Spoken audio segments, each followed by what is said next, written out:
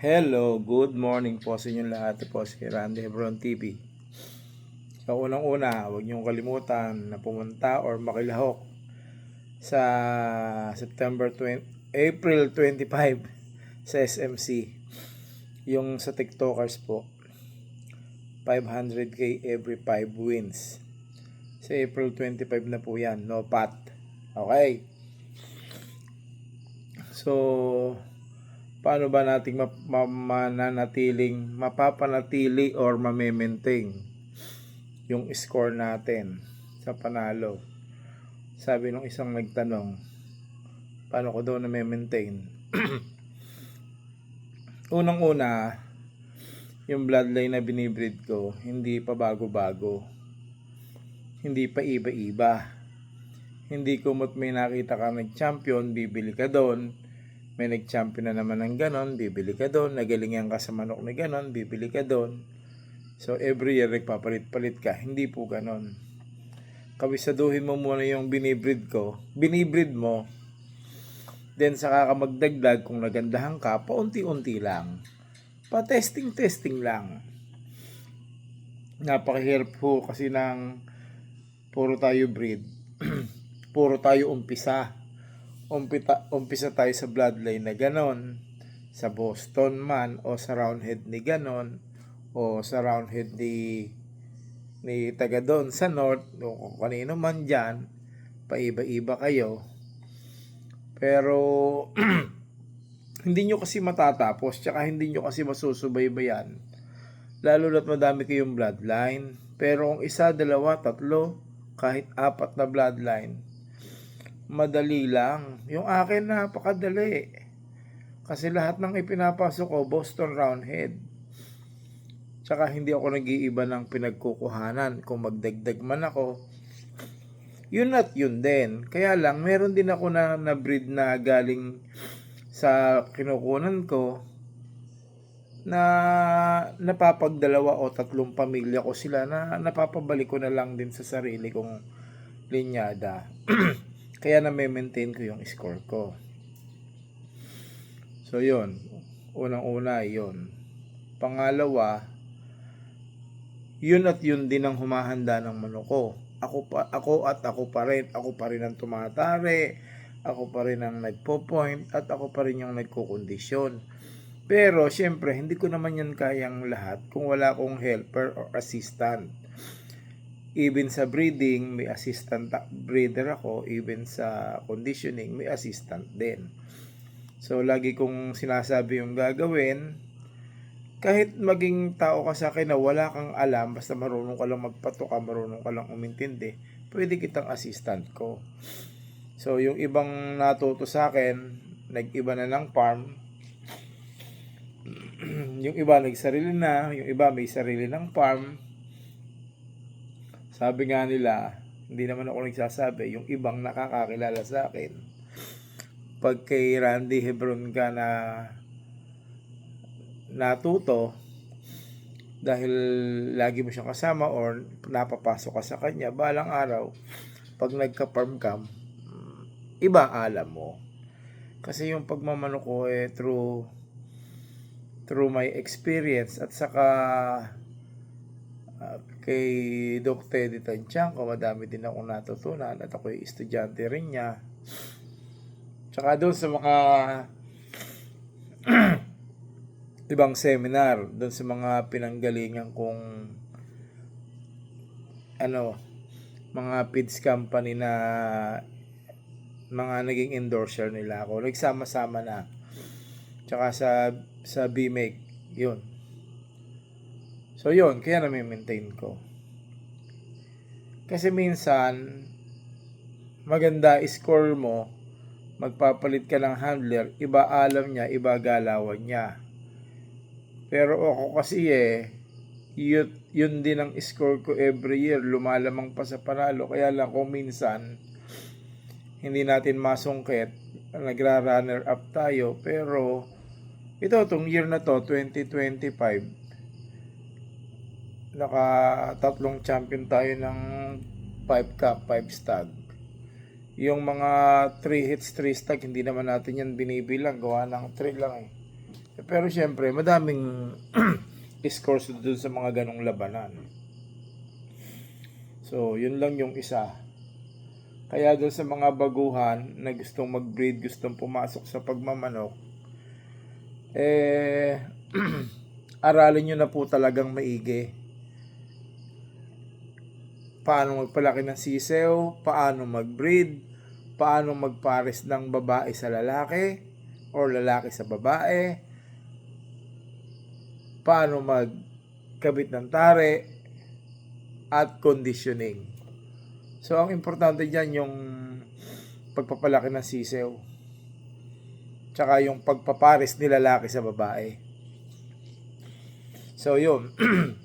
Aralin nyo na pong lahat para ang hirap din ng umaasa kayo sa tao nyo lamang. Pag umalis yung tao nyo, pag breeder, siya rin yung inilagay nyo sa pagpapares, tumagal siya sa inyo ng 3 years, 2 years, or 4 years, kahit 3 years lang, bigla siyang nawala, lumipat, may naging problema, or nagkaasawa, patay ka na. Hindi mo na alam paano gagawin mo. Para ka lang nangangapa sa dilim. Pero kung ikaw ang gumagawa ng pares, mating, linyada, anong linyada ibibigay mo doon, kahit magpapalit-palit ka ng tao, wala kang magiging problema sa breeding. Yung sisiw naman, pag naaral mo na yan, kukuha ka na rin ng assistant handler mo. Siya na rin ang pag-aalagayo ng sisiw mo. So, sasabihin mo lang kung ano ibibigay na gamot, gantong araw, gantong week old, o gantong edad nila, bibigyan mo sila ng bakuna, ito programa ng bakuna ko, ituturo mo sa kanila. So, meron ako isang nakausap na sa kakapanood daw niya sa akin, nagbebenta na rin sila ng manok. Nakabili na din nga ako ng manok sa kanila yung ginamit na ganting laban.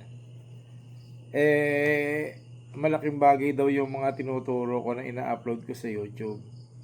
Sila lang din lahat. Magkakapatid sila. So, okay naman.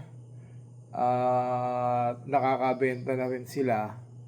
Pero madami kong natulungan na kahit hindi sila kumuha sa akin. Yung iba, nagtatanong, gusto mag-breed, syempre hanap buhay. At ang manok po ay may kita po yan. Pwede po yung pang hanap buhay, pang pamilya. Gagamitin nyo lang sa tama. At huwag tira ng tira. Hindi kumot may pera, hindi kumot laban, sige ng sige. So, yung tama lang. Tatanungin ng iba, ano ba yung tama lang? Let's say, pumunta ka na sa bungan, may dala kang 50, isang manok, dalawang manok lang namang ilalaban mo, pupusta mo na lamang ng 11. So, libang lang. Matalo man yung 11, matalo man yung dalawa, pero imposibleng matalo. Pag nakatuto ka sa manok mo at alam mo ginagawa mo, napaka-imposibleng matalo. May talo, oo. Pero pag alam mo na ginagawa mo, pag conditioning, pag po-point ng manok, mahirap nang matalo, lalo na breed mo, lamang sa panalo talaga. Pero, pag nag-uumpisa ka pa lang, nangangapa ka sa mga laban mo. Ito bang linyadang to ayos? Ito bang linyadang to hindi umaayaw? So, ganoon. Tumatagal ang panahon, aaral mo yung pamilya ng pinapalay mo. Hindi yung kumot maganda, tira. Merong ganun Merong mahilig sa maganda na ibinibitaw mo na si maganda tsaka hindi masyadong maganda, binubugbog na si maganda pa rin ang kinukuha. Marami kong bayar na ganun. Lalo yung mga bagong napunta. Dadating sila sa farm, linga ng linga, nasa harapan na nila yung magagaling, ang hinahanap nila pongkan.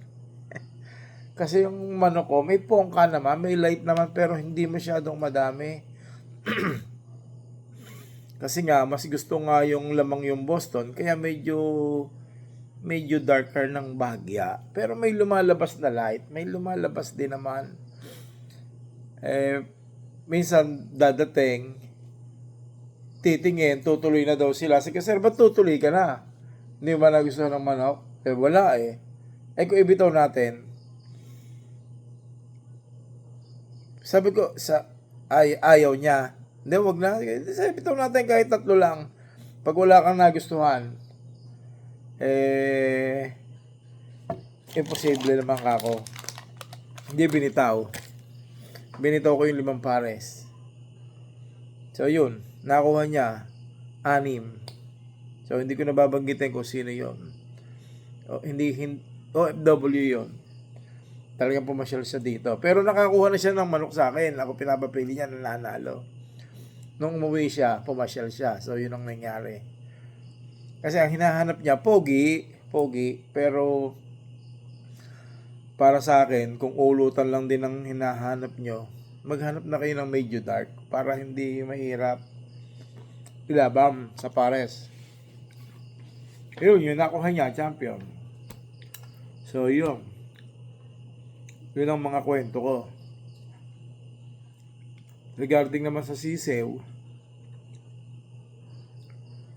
pag nasa range na, pag gumabi na, dumilim na, yung painuman nila, tatanggalin nyo na po yun sa range. Malit ka man ng gising kung ikaw ang tagapagpatuka ng sisew, tagapagpainom. Hindi naman iinom nila yung tubig nung isang araw na pinabayaan mo dun sa range area. Sa madaling salita, pag dadating ng hapon, yung tubig mo dun sa range area mo, tanggalin mo na, linisin mo na. Para pag naunahan ka ng manok sa paggising mo, nasa labas na sila, hindi sila makakainom. Unang-una kasing ginagawa ng mga yan, inom sila eh. Kaya agapan yung maigi. So yun, tayo nagkwentuhan lang tungkol sa pagpapalaki ng manok, paano ko na-maintain yung score ko. Yun. Hanggang dito na lang po. Medyo mahaba na, sa isang araw na ulit. Ito po si Randy Hebron TV. Thank you. Bye-bye.